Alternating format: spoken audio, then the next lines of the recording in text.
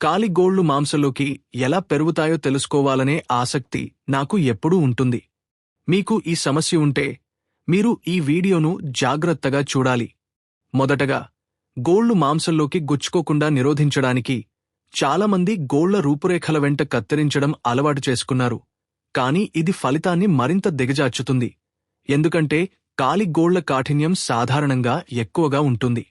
మీరు కాలి గోళ్లను చాలా చిన్నగా కత్తిరించినట్లయితే లేదా గోళ్ల వైపులా మాత్రమే కత్తిరించినట్లయితే గోళ్లు వక్ర మార్గంలో పెరుగుతాయి మరియు చివరికి రెండు వైపులా చర్మం మరియు మాంసంలోకి చొచ్చుకుపోతాయి.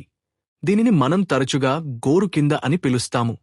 మరింత భయంకరమైన విషయం ఏమిటంటే కొన్ని రోజుల తర్వాత అది ఎర్రగా, వాపుగా మరియు చీముతో నిండి ఉంటుంది మరియు హింసించే పరోనిచియాగా మారుతుంది, ముఖ్యంగా బూట్లు ధరించినప్పుడు. సరైన ట్రిమ్మింగ్ పద్ధతి వైపులా అతిగా కత్తిరించడం కంటే సహజ పెరుగుదల నియమాన్ని అనుసరించాలి. రెండవది, గోళ్లు విస్తరించే క్యూటికల్లాగా సులభం కాదు.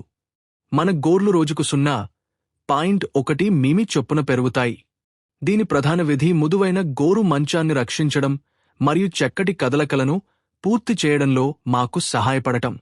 మీరు అకస్మాత్తుగా మీ గోళ్లన్నింటినీ కోల్పోతే మీ చేతివేళ్లు చాలా సున్నితంగా అనిపిస్తాయి.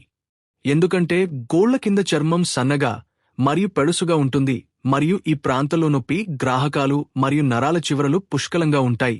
కాబట్టి తమ దంతాలతో గోళ్లను కొరికే అలవాటు ఉన్నవారు దీన్ని ఎప్పుడూ చేయకూడదు. గోళ్ల చుట్టూ ఉన్న చర్మాన్ని మీరు కొరికిన తర్వాత పెద్ద మొత్తంలో బ్యాక్టీరియా మరియు ధూళి ఈ చిన్న గాయాల ద్వారా మానవ శరీరంలోకి ప్రవేశిస్తాయి. ఇది ఎరుపు, వాపు మరియు తీవ్రమైన ఇన్ఫెక్షన్కు కారణమవుతుంది. అదనంగా, కాటువేసిన గోళ్లు అసమానంగా కనిపిస్తాయి. ఇది రూపాన్ని బాగా ప్రభావితం చేస్తుంది.